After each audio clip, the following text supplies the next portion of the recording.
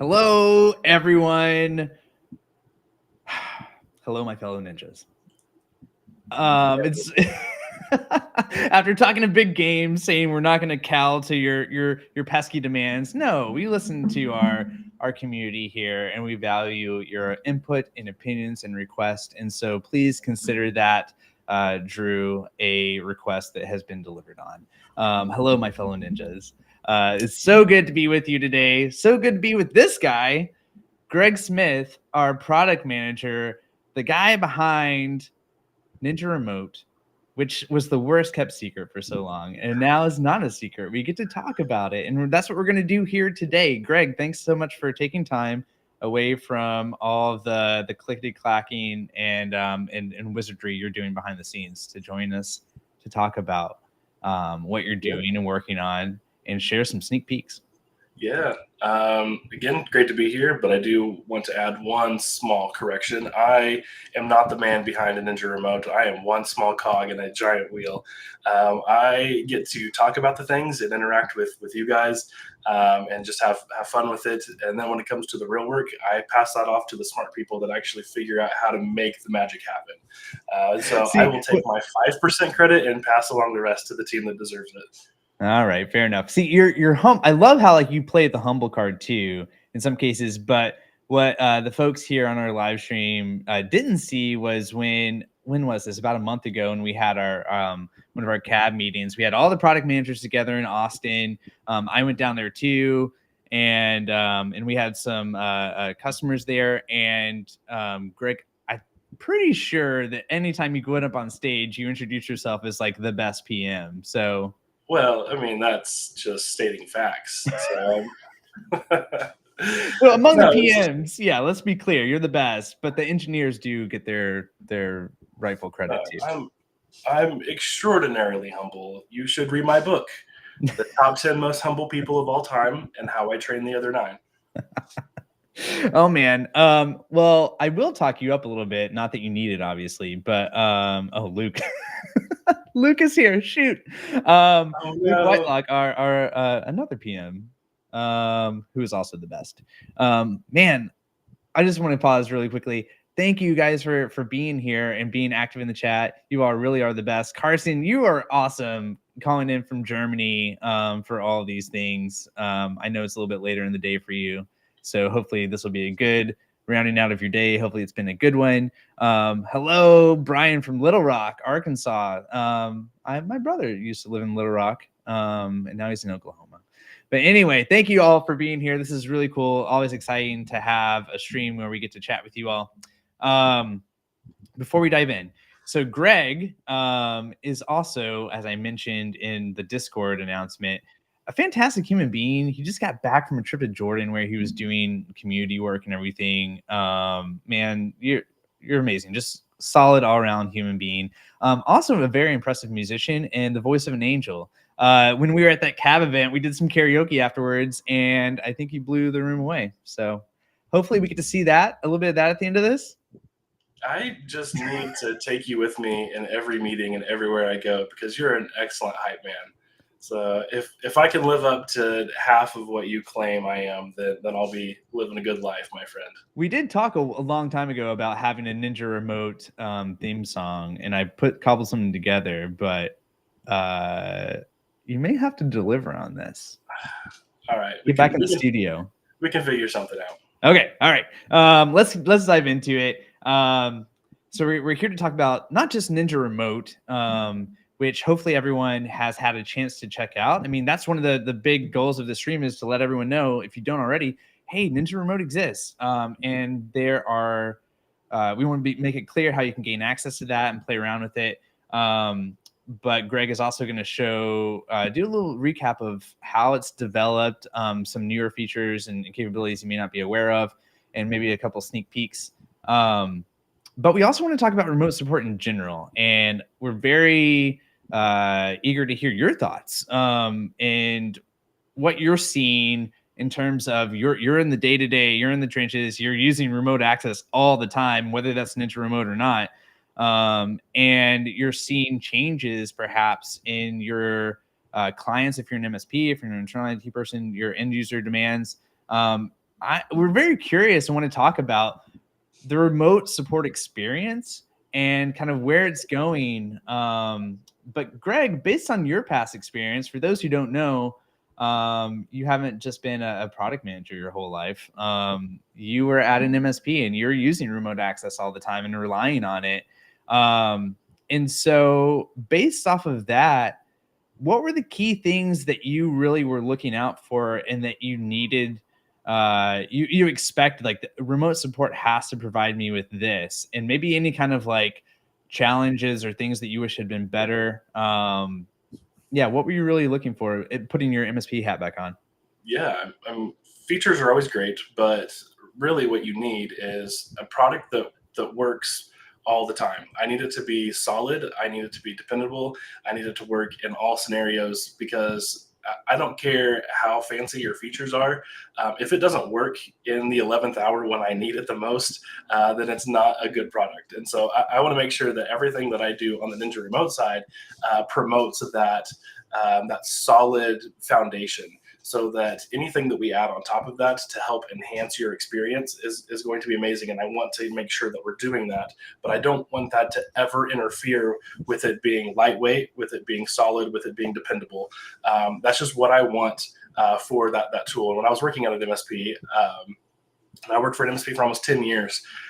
And remote access in a perfect world, you've got an RMM that takes care of everything for you. Everything is squashed immediately with automations. But the reality of it is you still have to jump onto machines. You still have to interact with people. And that is a day-to-day operation.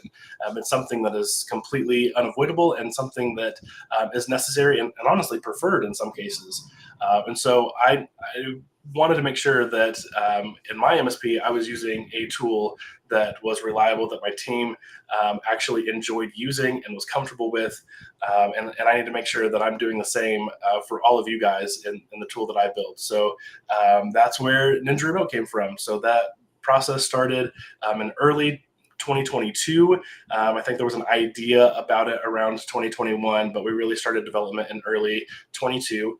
I jumped on board right at the end of that. So they did not care about features at the beginning. They just wanted to build a solid product. And so I got to jump in after they built the product, and it was just completely feature poor. And I got to put in all the fancy, nice, fun features that you're going to see today. So that's been the fun part, is that the part that I care about the most was already taken care of for me before I even walked in the door.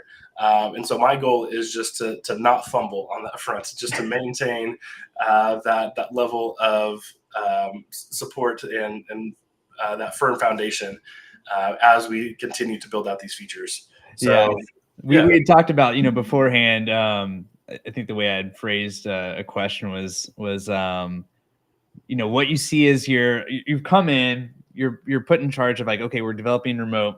What's your North Star? Coming with that background of like, here's your prime directive, having your experience and knowing the needs and everything. It sounds like it's basically like, do no harm, like make it work, don't F it up.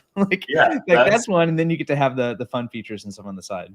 Sure, yeah, and don't get me wrong, there are some very fundamental features that are absolutely a requirement.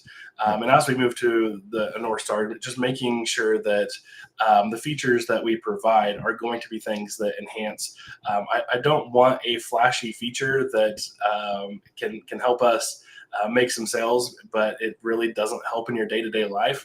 Like, that's just not fun. And so you don't need a fancy random AI tool shoved into your remote access just because AI is a buzzword right now.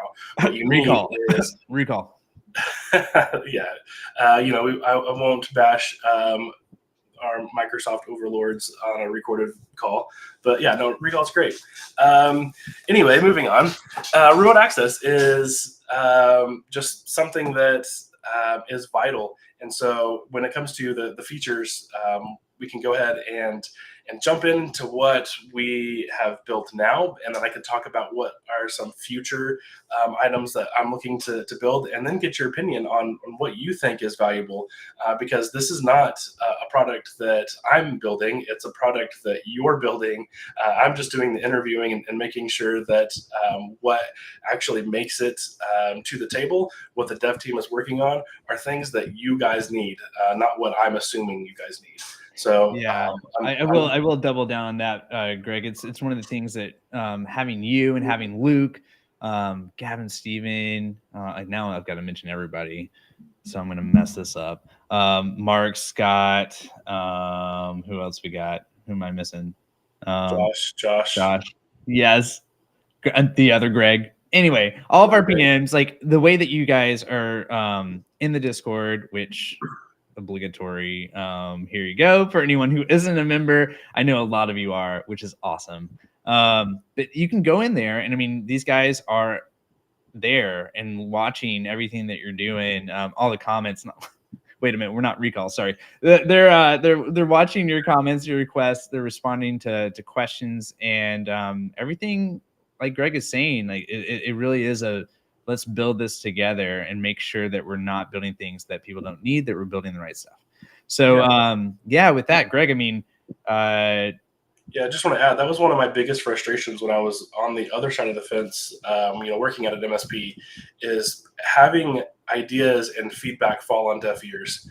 If people want to ignore me, that's fine. But seeing where the entire community comes together and says, here are the top 5 things that we need, and those just get ignored, that does not feel good, and doesn't make you want to use that product or to invest in that company. And so myself and several of the other PMs, all of the other PMs on our team, we wanted to make sure that priority number 1 was taking care of you guys. We want to listen.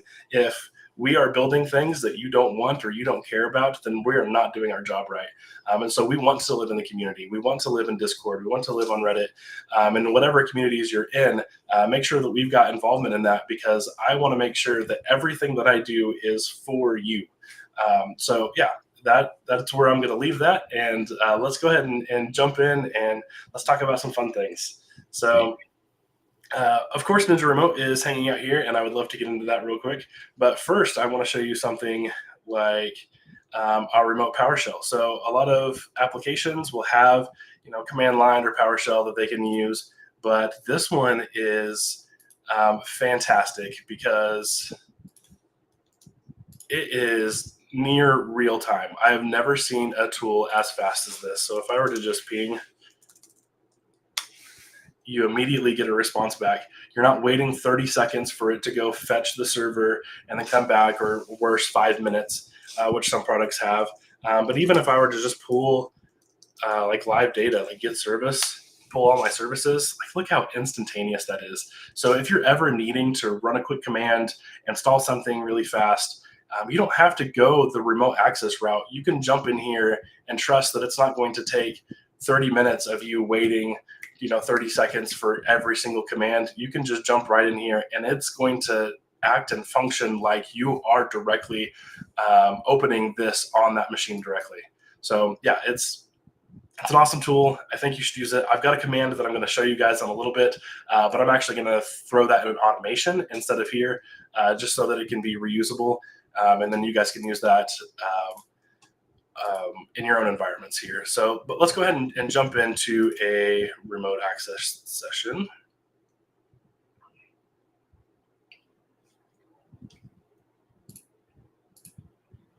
All right. So you'll notice that if I pull up, I actually have, these are VMs that I just spun up real quick. And you'll notice that I'm at a lock screen, but on my VM, so this right here is the actual Hyper-V VM that I spun up. I'm already logged in. However, up here, I am at the lock screen. That's because I remoted in as a console user. Think of like RDP, where you're going to hit a lock screen. I can hit this person icon up here and actually jump to a live session. And if you're in a terminal server, then every single person that's logged in is going to show up in this list, and you can switch between users. So that is a great feature there. Another thing that I want to add is if you've got multiple screens on the end user side, there's sometimes you're like, hey, you see my mouse wiggling and they can't see it, and there's some confusion because they're trying to look at the wrong monitor. There is a nice, cool feature that you can add in here called show the red frame on the active window. And so whatever window you're focused on is actually going to show a red frame on their side. So even if I come here to this VM, you'll notice that this is a red frame that is around my actual VM. This will go around physical monitors as well, so that you could say, hey, do you see the giant red square? That's the monitor I'm looking on. And then that just really helps identify where you're actively setting, especially if you jump around. If you jump from one monitor to another, this red frame is going to jump monitors with you, so that the end user can help stay focused on where you're at if you're needing to show that off. Make sure that you guys can see all that. There we go. So up next, another really cool feature that I like to show off is showing the remote cursor. So a lot of times, if an end user is going to start taking over the session while you're working, you're not going to be able to see their mouse. So what we can do here is, instead of it taking over your mouse or just moving without you noticing, I just said show remote cursor. And so as I move as the end user around, you'll notice on your side, you'll know exactly where their cursor is. So if they're hovering over something, if they are trying to look at something specific, you can actually see where their mouse is in real time without it affecting your mouse functionality. So that's another just highlighted feature to help make your life easier. And then the last one, which is the one that I'm going to show, that is going to be a not really a well-kept secret, but it is something unique that a lot of people don't know quite or haven't experienced yet. So this show black monitor, this is in beta and it's about to go out. That's why it's hiding here. It's going to end up being easier to get to in the future. But if I check this box, then you'll notice immediately, I can switch back so that you can see it. As soon as this is checked, all of their monitors go blank, and then they just get this word that says maintenance. A lot of people love this feature. They hate that it says maintenance down there, and I get it. So what I'm going to show you is a way to customize this message so that it can either be completely blank, if that's what you want, or you can have up to 16 characters to say whatever it is that you want. So this is where we're going to get into the weeds a little bit, but I want to show you an automation that will really help you customize that experience so that you can change that computer to computer, or your entire organization, or all devices in your environment.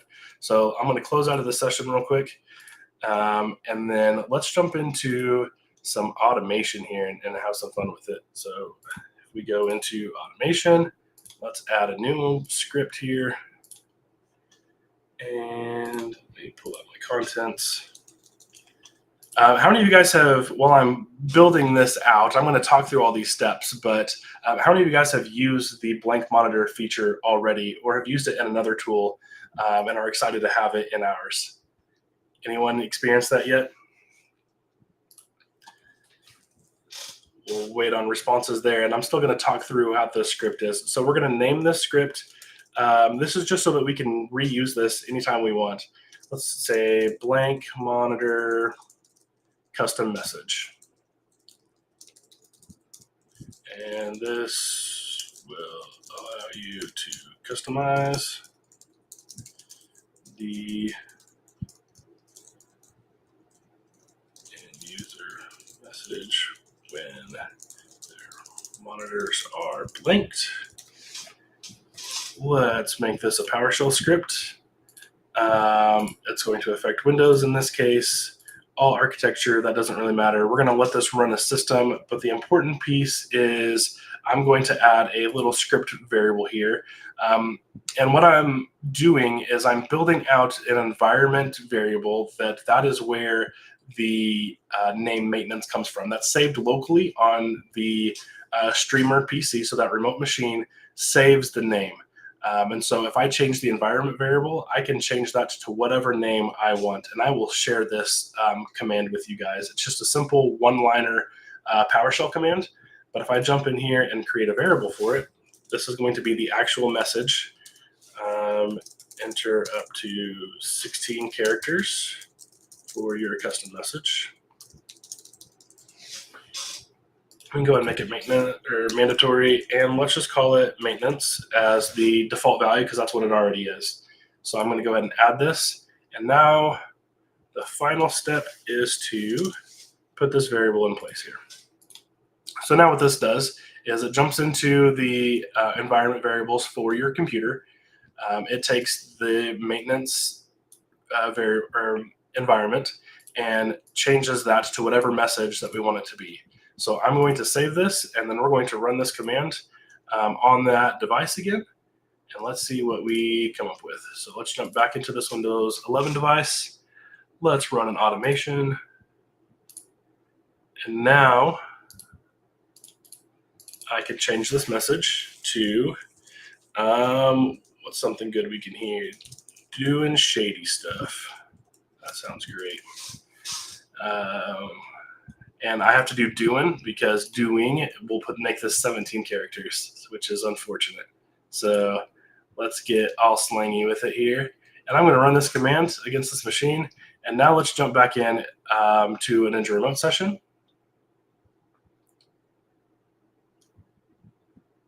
Let's jump back into the active session so that we can see this. And I'm going to pull this back over. And then when we go in and blank the monitors again, hey, look what we get here. Doing shady stuff. So you can customize this to whatever you want. Like I said, it can be individual to whatever machine you want it to be unique. So if you have a monitor that just shows like as a display monitor that's publicly facing, and you don't want it to say maintenance, if you don't want it to say anything unique like this, if you want it to just be blank, then you'll have the ability to do so. Real quick, the unfortunate part is you do have to close out of Ninja Remote for that to work, for the updates to happen. But let me show you one more little secret here. If you just put in 0, that is the indicator that you want it to be blank. So it can't just be blank. You have to have a character. So we're going to make that 0. And if I save this, then theoretically, if we hop back in, blanking monitor should still be active, and it should be the new name. So if I switch back over and hop in on this guy here, now it is completely blank. And so if you guys were using or trying to shy away from the blanking monitor because of that maintenance message and you were confusing your end users, now you have a way around that to where this is truly a blank screen. So with great power comes great responsibility. Don't abuse this. That is one fear that we have, or that people are going to start blanking monitors so they can actually do shady stuff, and the end user would have no idea because they would assume that their monitors are just off. So that's why this is kind of a hidden feature. We want to make sure that you've got that you're a trusted user before we're showing you these secrets here. But yeah, that is the fancy blank monitor custom message that not a lot of people are familiar with, that I think is incredibly valuable and powerful to aid. So yeah, I'm going to just pause for a second before we move on to QuickConnect, which is a different feature, and just ask what you guys think of the Ninja Remote side of things. There's a lot of tools up here that I'm sure if you've jumped into Ninja Remote, you're very familiar with, like sending Control-Delete, having all kinds of shortcuts that you can use, your paste options, so having your clipboard sync or breaking that sync and manually copying things back and forth. There's a lot of cool tools in here that I would love to talk about, but I know that we are not, I don't want this to be a deep dive over every single item in here. So I just want to open it up to you guys. Yeah, Greg, can you drag that window down just a little bit more? Oh, I'm sorry. Yeah. There we go. Awesome. Okay, yeah. So I've got. I'll give people a chance to chime in with that more broad prompt. But in the meantime, we have a few comments. Just wanted to raise too. The fancy blank screen thing to make it even more fancy. We got Paul suggesting that it would be nice to have a little bit more flexibility with that character limit. Not sure what the restraints are there. The possibility to show an image too. Cool. So this is phase one. Again, this is still in beta. Yeah. So we are going to be expanding, and yeah, this is the kind of feedback that we need. I know that other tools do provide the ability to put an image as the background instead of it just being truly blank, which is fine. That is something that we are looking into adding in a future iteration. Once this becomes more available and more solid, that specific feature, then we're going to start adding some more functionality to that, like expanding that beyond the 16 characters, being able to move where that message is instead of it just being in the bottom left, and then being able to do extra things like adding background images. So all of that is coming in the future. Just make sure you use that power. With great power comes great responsibility, depending on what types of images you're choosing to show there. Okay, let's see. There's another one that I had pinned. These are like kind of more broadly. So we had Josh. Hey Josh, thanks for chiming in. Jersey, what's up? So he says file. Well, here I'll bring it on the screen. File transfer would be great, at least on the admin side. Could list quick access folders and windows, so need to drill down through users, etc., to transfer a file to the desktop. So we do have a file transfer protocol here. I don't know if you're familiar with that yet, Josh. If you're just trying to suggest improvements to this, we're going to be adding some improvements here right now. When you transfer a file, we are pausing that screen share session to give maximum bandwidth to copy that file over as quickly as possible. We are going to add another button that says give you the ability to run file transfer in the background. So if you're moving like an ISO image over, you can go ahead and say run in the background so that I can still move around and operate inside of my remote screen share session. So we still want you to be able to use it while that's being copied.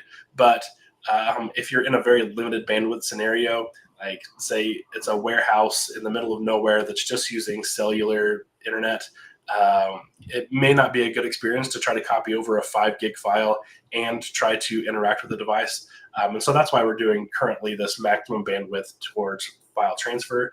But again, we'll add that ability to have a hybrid approach where you'll still be able to interact, and then whatever bandwidth is left, that is what's copying that file to and from the remote device. Awesome. Thanks, Greg. Here's another one going back to the blank screen and the messages. You mentioned like here's the secret, right?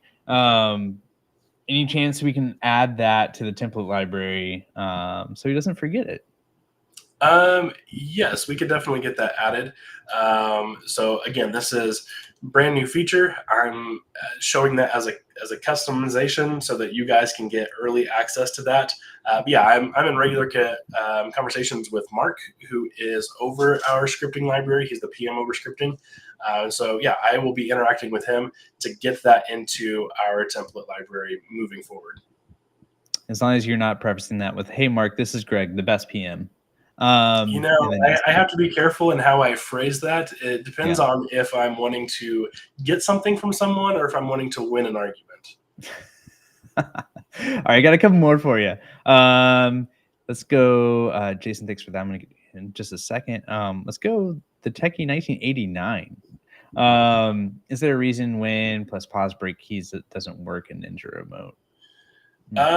So keyboard shortcuts are a unique beast. I'm not sure about that one specifically, but I can make sure that if it doesn't work today, we can get that up and running for you. So what the complicated thing about Ninja Remote is if I am on a Mac and I remote into a Windows device, and then I use that Windows device to RDP into another Windows server, you can see how that complication starts stacking and becoming exponentially more complicated. So it's a tough web to weave when you start jumping in multiple layers, multiple OSs, multiple languages even. A French or UK keyboard is different than an English keyboard or a US keyboard. We are trying to make sure that we map all of that out correctly. So if there's any shortcuts that we're missing that just don't work, or if they don't work after a certain layer, let us know, and we can add that to our test cases to make sure that that works in all future releases. Awesome. Okay. Robin also behind the scenes brings up a good point. Sorry, I'm bringing up this comment just 1 second. Product board. So we have basically whenever there is a request here, it's great that you're getting them on the radar with Greg. We can also go to the product board and we'll grab a link for you to drop in here, and you can officially make it a request there, or notice if it's already been requested. Okay. So how do I pronounce this? One of our very active Discord members who I know and love, Geef PV. Anyway, thank you for being here. Thanks for this question. So this is another request, right? Would love to see a lock on disconnect option for servers only. Yeah, that's definitely something that's on our radar and that we're going to be adding hopefully later this year. But on top of that, there's something else that I want to point out when it comes to locking and logging out of users. So you can change that setting to what that behavior is. But one thing that I would want to add is, so you can disconnect, you can lock the system, log off, shut down. You got all these options here. But when you close out, just disconnect or exit the session, you can actually have certain behaviors to say, when I close out of the session, I want it to lock the machine, or I want it to log out of the user, or I don't want anything to happen. I just want to leave the user as is. What's nice, most remote access tools already have that feature. What I want to add is this power button here. I want it to be a good indicator of what that behavior is going to be when you do close out. And so if it's just this plain power button, when you close out, nothing's going to happen. If you see a user icon in front of this power button, then that means that it's going to log, or it's going to lock that user. If you log that user out, sorry, if you see a lock icon, that's going to lock the user once they close. And so we're going to have visual indicators to show exactly what that behavior is going to be when they close out. And we do want to, as Geef pointed out, separate that behavior. We've got a lot of separation for end user, ask for confirmation between servers and workstations. We want to add more of that separation to other features, like what the behavior is when you close out of a session. On servers, you definitely want that to lock, because you don't want to leave your admin logged into a server accidentally when you close out of it. So yeah, that's a great call out, and one thing that we're adding soon this year. And thank you, Robin, for adding the link to the product board. And look at that. Why stop at remote? No, this is great. So you'll have all the links to all the different Ninja products. Okay, Yeah, so this is great. Grab any one of those. So if you are looking at remote access, the thing about remote access, so I'm the product manager over two main products, remote access and mobile. And so in a minute, I will show you some cool secrets of how those overlap in a minute. But the thing about mobile is, when you request a feature that's mobile specific, it's probably not to do with mobile. It's probably something to do with the RMM or something to do with ticketing that you just want to see on the mobile side. Same thing with remote access. There could be some fun automations that we can add. So we're going to add like a script library, or maybe a toolkit where you can have some executables or MSIs. But when it comes to those automations, it doesn't necessarily have to be a remote access feature request. If you want something better on the automation side that then we can leverage on remote access, then hop into the RMM side of the fence or the scripting side and put some suggestions there. And if it lives in both places, you now have two PMs with eyes on it. So yeah, feel free to use all the links that Robin just dropped to make sure you get all of your goodness and all of your features heard. Requests incoming. So you nailed it, Greg. You anticipated this. So a couple of comments. The first one from Jason. Thanks, Jason. Are there thoughts of adding the toolbox concept? And this was also just kind of dittoed from Geef PV. Yeah, so that is one of our top priorities on the list. So the just to give you a quick insight into our roadmap, Toolbox is definitely at the top of that list. So we're going to create 2 different toolboxes. One that's going to be shared amongst everyone that has access in the organization, and the second one is a personal toolbox. So if there's something that is unique to you that you don't necessarily want to share or would be cluttered if it was in a shared toolbox, then you can just have your own personal one. And so the toolbox, when you open it up, you'll just have your own personal folder included in a shared one. But yeah, you can drop MSIs, executables, anything that will fit as a standalone run tool. We will give you access to drop in a toolbox. I don't have a good ETA on that.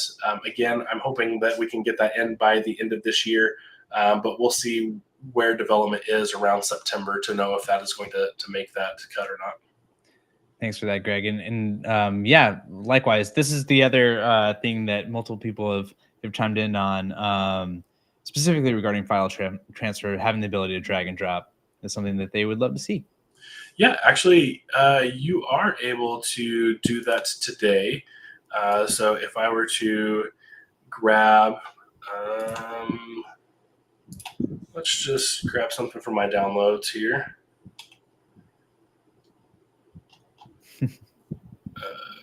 Sorry, this is like my personal machine, so you get a window into my own life. Let's move something like this over. This is a huge one. So this is my local desktop, and I have dragged that now to the remote machine, and it is now transferring. And you'll see it show up here. So you can drag from your player, so your local device, to the remote device, and it should just copy just fine. ETA now. And it works in reverse too. So I can grab this and pull it off. All right.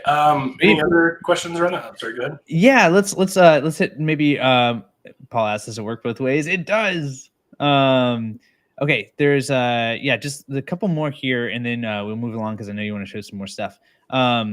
So King Tud, Your Majesty, regarding the toolbox, any plan having it reachable with scripts? You'll have to explain what you mean by that. So I do want to add a separate feature that gives you access to the script library within Ninja Remote. So instead of it being, you'll have a toolbox that's going to be just executables or MSIs that gets dropped down. I also want a script library for things that you've called out as being available within remote access. You can cause that. So if you've got a certain application that you're wanting to install, I guess is the point that you're trying to make, that instead of just dropping an executable and manually running that, if you've got a script that actually installs it the way that you want, then yeah, we'll give you a script library access for installing that, and it'll live there instead of in the toolbox. Okay, last one before we go to the next thing here.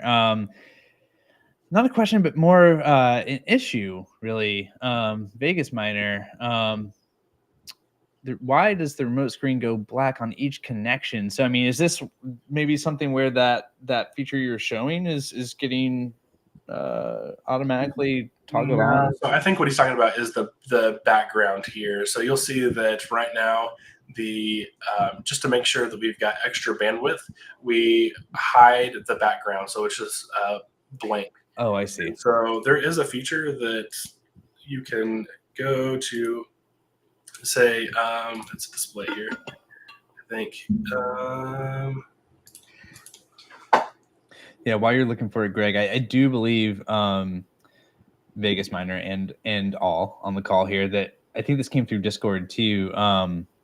Apologies, I don't remember who called it out, but they were having trouble with this on Macs, and then I think another person chimed in saying this was on Windows happening too. So escalations, I know Cam was aware of it. It looks like something that's on the radar. Yeah, absolutely. So this is definitely a bug. So what we're doing is, if you have enabled remote wallpaper, then this should restore the wallpaper while you're in a session. When you close out of a session, even if you're wanting to remove the wallpaper for extra bandwidth, when you close out, that wallpaper should return. There is a current bug where it is not returning in every case. And so that's something that we're aware of, and our team, I think, already has a fix for it, and it should be dropping in 5.9, which is coming out in just a couple of days throughout the next, I don't know who's getting it first. I think Canada always. Yeah, it's Canada, Australia, EMEA, then North America. So it'll be. If you're in the US, then be patient. It's coming in about a month, but some of you guys might get it, very soon. So yeah, that is a known bug that we have fixed. All right. Well, with that, let's. I know you want to go through QuickConnect and show some other cool stuff. So yeah, let's keep it moving. Yeah, absolutely. So let's close out of this for now, and let's jump over to the QuickConnect side. So this is we actually just reskinned QuickConnect to make it a more modern feel. It looked a little bit like a beta product, and because it was for a while, and now we've added a lot of functionality, and we wanted it visually to represent like the updates that we've done to devices. For instance, when we updated this, about 6 months ago, we've now followed that same suit with the QuickConnect tables. So, hey, Greg, sorry, before you go into it, just stepping back for a second, what is QuickConnect? Can you give a super quick overview? Yeah, absolutely. So Ninja Remote is something that is baked into the RMM for remote access, obviously. But there are cases when you need remote access, but you don't have an RMM agent installed yet. Or you don't ever want an RMM agent because it is someone's personal device, or it's a device that you're not managing. They're just reaching out, a couple of times a year to ask for help. You can add remote access in an ad hoc scenario where the only thing that gets installed is the remote access piece. And so that's what QuickConnect is going to solve. So instead of having a full-blown RMM where you're managing their scripting and they're monitoring their services, instead you can just say, all right, let's throw a QuickConnect agent on there, and the only thing that it has is remote access. So now I can jump in, help fix your needs, and then jump back out. And then that's the end of it. And you can leave that in like an unattended, as some products call it, where the devices can just live in here indefinitely, and you're not charged per device. So you can fill as many devices in here as you want for any of those ad hoc type scenarios. So you're not going to get any monitoring, you're not going to get any benefits from the RMM when it's on the QuickConnect side, but you will have immediate remote access as soon as you need it. And another benefit of QuickConnect is that to install the RMM, you have to have administrative rights to install an application on a device. With QuickConnect, it can actually run in the confines of a standard user. So you don't have to have any administrative rights whatsoever. They can still install and run QuickConnect. And in those cases, you'll also be confined to whatever permissions they have, but you'll still be able to access that device, remote in, see what they see, interact with the device, and then if you ever need to elevate, there's some options in here where you can elevate QuickConnect to be at a more administrative level and go above that logged in user's credentials. So I'll show you an example of that real quick. The first thing that we need to do is create an invitation so that we can create an installer for that end user. So if I create an invitation here, I can just call this Discord demo, and you can attach it to a organization if you want. In this case, I'm going to do Discordia, which is what I created for this event here. So I will associate it with this, but that is not required at all. And then you can do how often it expires. So if you just want it to be one and done, I want to install one machine and then expire the invitation, you can do that by doing it on use. Or you can say for the next hour, as many times as I want to use this, within the next hour I can, all the way up to indefinitely by having it never expire, or a custom range where you can say for the next 6 months, I don't want it to expire. So let's do never for now. Let's just say it's going to leave it live indefinitely. You even have the same functionality that you have on the RMM side, where you can ask the end user for confirmation before connecting. So they get a little prompt that says, hey, technician is trying to access your machine. Are you okay with that? And decide what happens if they don't answer. So if they don't answer after 2 minutes, then you'll get connected anyway. If you disconnect this, then that prompt will just live there until they answer or until you close out of that session. So let's turn off ask for confirmation because I don't need to ask myself permission to jump into my own machine. So I'm going to go ahead and create this. And as soon as I create it, I've got these options here. It tells me the organization that it's involved with. Gives me just the invitation code. It gives me the URL that I can use if I want to just send that to them directly, or I can even send an email to them. And this is just comma separated. So I can do me, and I can do Jonathan if I want. And then this will send this to both of us in one shot here. And you can do up to 10 addresses at any given time, just because we don't want to overload our email server. But as soon as you hit invitation, this disappears and you can put 10 more in. So if you need to send it to 50 people, you can just, and with 10 at a time. And if you jump into our documentation, it will walk through all of those steps and those limitations for you here. We just didn't want people putting 2,000 emails in here and spamming via QuickConnect. But I'm going to take this and I'm just going to copy this URL, and I'm going to jump into my device here. Let's jump into this one. And let's try this out.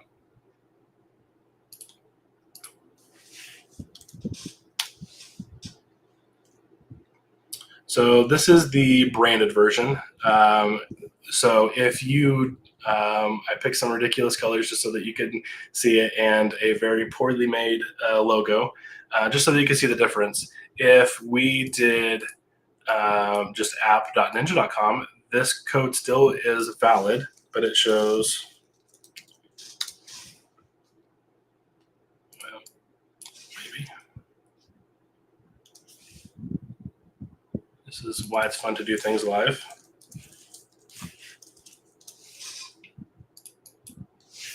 Pull this off first. Okay. app.ninja.com/connect. So this could be, all right. Well, this is what you get for doing it live. But typically, this is going to work. Maybe on my demo, it's not working for me properly. But yeah, so here's how this works. If you don't put the code at the end, then you actually just get the ability to put in your own code. So you can take this right here and embed that into your own website. So support.yourwebsite.com can actually be forwarded to this. You can even create an iframe for this and embed that directly into your website. So on your own support website, you can embed this section right here so that they don't even have to go to a unique URL. They can just go to your support page that they should be used to seeing and putting in the code that you give them. So if I move this over here, you can see here is the full invitation code that you can hand them. And I know this is incredibly long. I want to get this down from 10 characters to 9 characters. That way we can add dashes in between. So we can use 123-123-123 and make this more legible and easier to hand off to your end users. But as it stands now, I'm going to go ahead and copy this code and paste it in here. Greg, also just a heads up. They are troubleshooters, our natural troubleshooters watching here, diagnosed your problem. And so you had Ninja MM. There's an R missing. Oh, okay. Well, that helps. Let's do this again then. Hey, look at you guys. This is why I talk about the things and I hand them off to the smart people. Because I make mistakes like this, and my dev team is brilliant, and I am not. So yeah, here is what it looks like if you don't want to brand it. So if you're just going to app.ninjarmm.com, then you have the Ninja One logo, the Ninja One blue color, and then this is what the more customized version looks like. You can choose whatever theme you want, and you can use your own business logo. That way it's white labeled to you. But if I go ahead and hit that invitation here, then I can download this. And I'm going to just open up the folder where this lives for now to show you that I can run this as is, or I can right click and run as administrator if you would like to do that. That's going to open up a UAC prompt. And so if they're a standard user that doesn't know the admin credentials, this is not going to be helpful. But let's just run it as a standard user. It's going to show up this black box just to show that that's working. That's difficult for that to hide that in the confines of a standard user. So just know that black box is going to show up, but we're working on getting that eliminated. And as soon as that gets installed, you just saw in the bottom right-hand corner where it said, yep, it's live now. And if I jump in here, I now have this desktop showing up. So I can connect to it. So I've got connect, which will just jump me right into that device. I've got the same permissions as whatever that user is, or I can do connect as. So I'll do connect first, just so that you see what that looks like. It's going to take it a second to get connected, and then boom, I am now logged in without any sort of administrative privileges. And if I try to run something like command prompt as administrator, then you'll see that I am completely frozen here. My session has been suspended, but if I jump into the actual device, I get this UAC prompt. That is because this is not elevated at all. That is a limitation that you're going to be stuck with until I show you this second feature. So if you don't know what the admin credentials are to a device, then you're not going to be able to do anything elevated. You're going to be stuck within the same confines as that user, but you still, as I was showing you before, you still have access to move around and interact with the device and do any standard item. So if they've got questions about an application that they're using or a website that they're on, you can still jump in and help them, even if you don't know the admin credentials. If you do need to perform any elevated tasks, like installing an application, running a PowerShell script as an administrator, looking at the registry, things like that, then I'll show you how to elevate yourself. Eventually, I'll want an elevate button in here where you can just click it and provide credentials. But this is going to be our stepping stones to get to that point. Instead of, let's move the actual device out of the way here. Instead of hitting connect, you can do connect as, and you can choose existing credentials that you already have saved for the Discordia organization or whatever organization you picked. Or you can do one-time credentials where you can actually provide them yourself.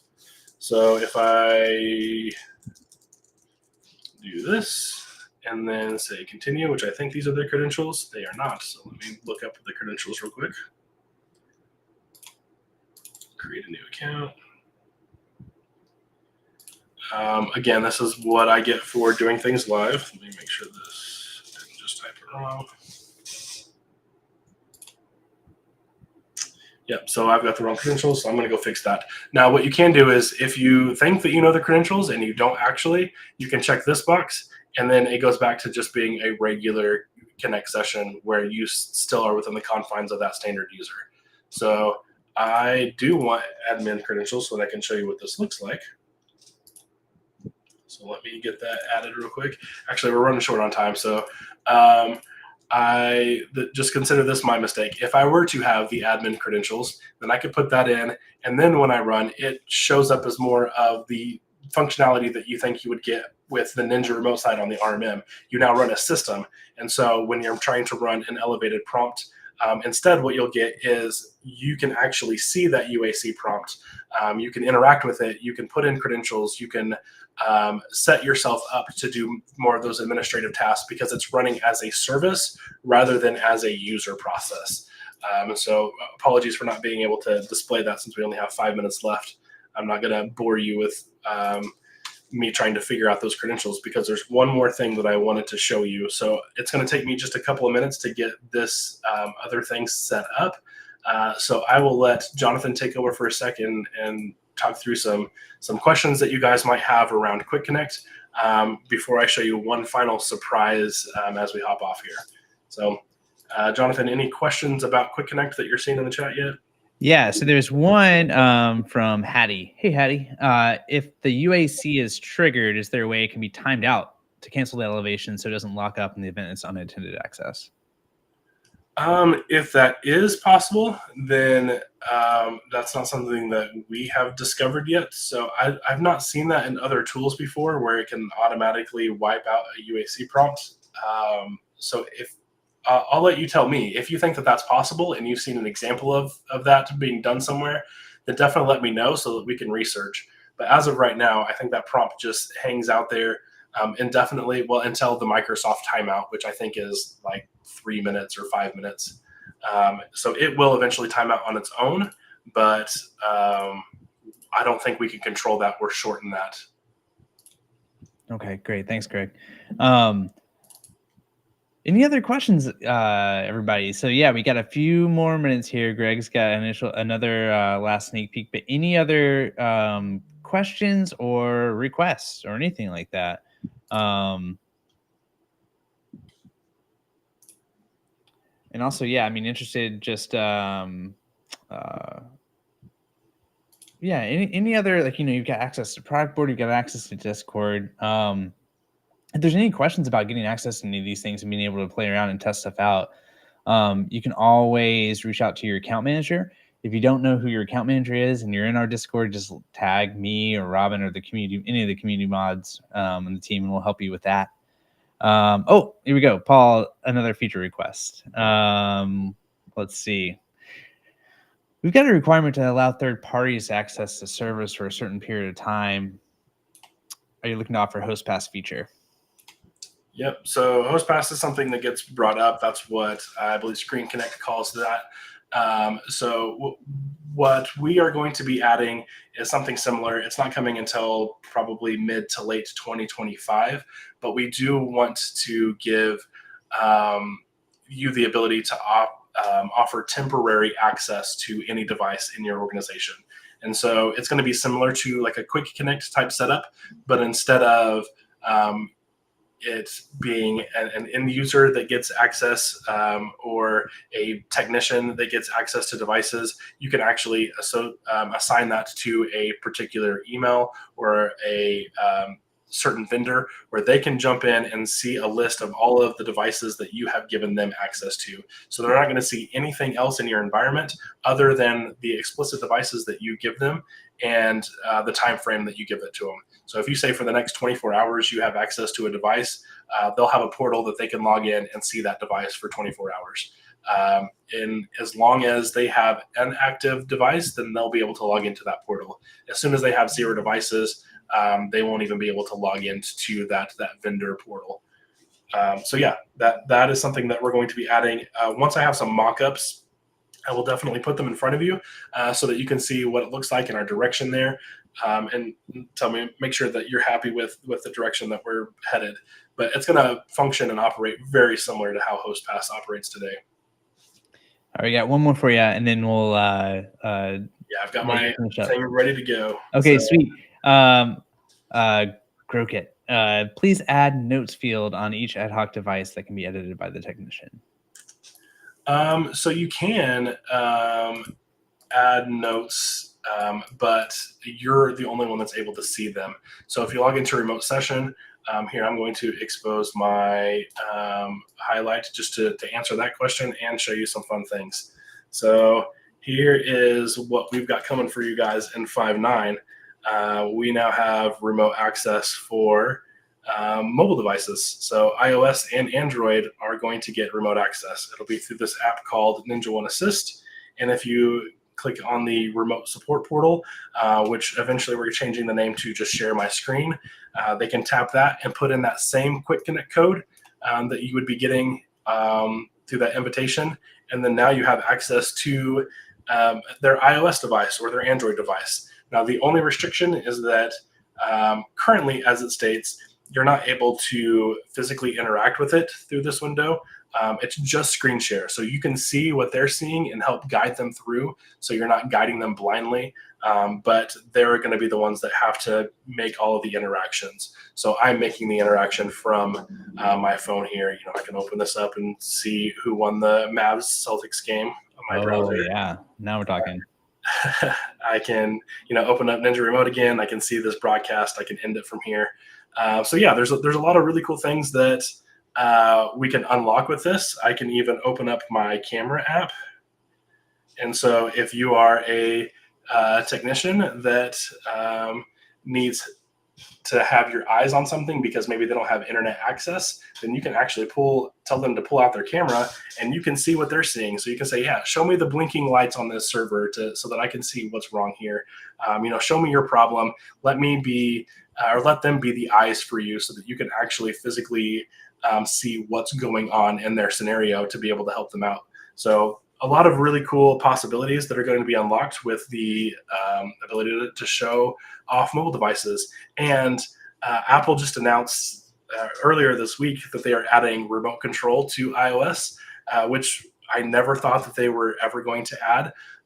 Right now, it looks like it's going to be Apple specific, but knowing that it exists has added some extra fuel to my team, and they are fired up, ready to figure out how to make control happen. And so I'm hoping that in the near future, as long as Apple allows us, we may be discovering the API endpoints required to gain full control to these devices rather than just simple screen share. So yeah, here that was the shiny new feature. I know we're a minute over, but with to answer that question earlier about notes, you can actually add notes here. You can give it a friendly name where you can say, this is Greg's iPhone, and you can leave a note here. This is my fancy note feature. And then this is saved, but it's only for you. This is not going to show up for any other technician. So if you're wanting a shared notes section, then we can definitely get that added or maybe enhance this feature here. But yeah, just simply right-clicking this will give you the ability to add friendly names and leave notes. So there's your two birds with one stone there. Awesome. Thank you so much, Greg. I think my eyes were playing tricks on me. It looked like that was in dark mode too. Yes, it is. So the Ninja One Assist app, it's going to be on mobile, tablet, and we even have the end user web portal that's going to be seeing a lot of these enhancements that you're going to have in here. But that's another stream for another day on all of the fun options that we have for you. So yeah, I'm super excited about that. I'm super excited about having something for your end users where they can actually jump in and be able to utilize some scripts and some installing applications and resetting their password. All of that is going to be baked into this mobile app. But that's just a quick sneak peek. I'm just showing you that remote access is available on our remote access stream here. If you want to know more about the mobile app, then you'll have to see me on my next stream, which will probably be in about a month or two. Or you can hit me up directly, and I may be nice and share some secrets behind the curtain. So that's all I got for you guys now. Any other final thoughts before we let you all go? Yeah, just last, let's see here. One last request. Or question too. So this is from Perth Systems. If this is the Perth, man, I don't know what time it is for you, but thank you for joining. Biggest issue we have is getting the agent installed for the first time in the first place. Any plans for a simple web interface where the customer can say code and download the remote agent? Now, is this for QuickConnect or is this for just installing the RMM in general? Because if this is for QuickConnect, then yeah, I would be happy to have a sidebar conversation to see what might be going on there.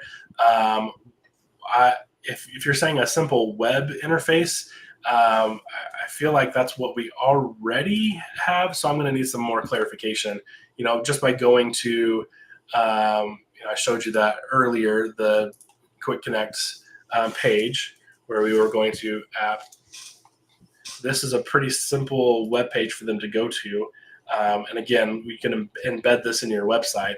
So is there more to your question here that I can help answer? If not, then here is the answer. If there is more to it, then hit me up in Discord. You'll see me in there, just at Greg Smith. And I will happily talk about that in more detail. And I can even talk about it publicly in our remote access channel inside of Discord. That way everyone can see the answer to it. So I'm not just hiding that with a one-on-one conversation. Awesome. Thank you, Greg. Yeah, there's the QR code again. We can also drop a link to if you don't like QR codes. So you can join if you aren't there already. It's an awesome place. You'll see familiar names from the commenters here in this stream. Thank you all for taking time out. Hopefully this has been helpful. Greg, thank you so much for taking time out of your busy day to do this. And yeah, I mean, I think with that, everybody, we'll let you wrap up your Thursday, your Friday if you're in Perth, maybe. Thank you again once again for everybody for joining. Quick shout out for upcoming events. I think next Wednesday we have another partner office hours. Those are webinars that we host every month. We got Jeff Hunter, who is amazing, knows Ninja inside and out, sharing tips and tricks and answering questions. So especially for if you have technicians who are new to Ninja, always a cool thing to send them to check out. And then we have another Like a Ninja live stream coming up. I'll have to double check the date. Maybe Robin, you've got it. But we're gonna have Ian Crago from the Ninja team, and who is super active in Discord. He's gonna be walking through how to set up a home lab. He's got a very a cool home lab operation himself, and I know that's something that lots of folks are interested in. So that's a cool, exciting stream that's coming up too. All right. Well, with that, everyone. June 27th, by the way. June 27th is when that's happening. Thank you so much, Robin. June 27th, if you're interested in setting up your home lab, or you want to show yours off too, maybe we can do a cool contest with people showing pics and stuff. Yes. There we go. Yeah, check out ninja1.com community. You can see all the upcoming events, see how to get into Discord and other places too. And keep PV. Okay, one last question, Greg, while we're hit it. Asking about MDM, and here's a little clarification too. Can an MDM remote device be connected without the QuickConnect code? It absolutely can. And so that is something that Josh Schofield is going to be showing off in a release demo. I don't know if that's going to be blasted out or just put into release notes, but yeah, keep an eye on our release notes and all of the fancy 5.9 shenanigans that we've got prepared for you. But that is one of the things that he is going to want to show off. A QuickConnect code is not required. It's going to operate just like it would a workstation. And so if you jump into an MDM device in Ninja and you click the Ninja remote button, you automatically get connected to that device. The only difference is that because it's a mobile device, both Android and iOS currently require the end user to say, yes, you can broadcast this screen. So it's almost like asking the end user for confirmation. There's no way around that in our current setup. Eventually with Android, we'll probably be able to get around that. But with Apple's security policies, you'll never be able to jump directly into an iOS device without the end user granting you permission. So you don't need QuickConnect, you don't need any extra steps, but you will need to have the end user give you consent to see their screen. Yeah, and actually, speaking of MDM, in 5.9, so there's going to be 5.9, as Greg mentioned, it's going to start rolling out very, very soon for folks in Canada. Those lucky Canucks, and then the guinea pigs in Australia, New Zealand. Those are all the early release folks. Then EMEA, then North America. So that's going to be happening. We'll have a webinar, a blog post, all the usual release notes and all that, explaining and diving into what all is included in that big release. And then we're also going to have a separate webinar that dives into MDM specifically, and Josh will be there leading that. And that's going to be taking place, I believe, on July 9th, it looks like. So lots of good stuff to come over the summer. And I think we'll leave you with that. Thank you, everybody, for running along with us. Greg, thanks again. Have a great weekend, everybody. Go Celtics, and we'll talk to you soon.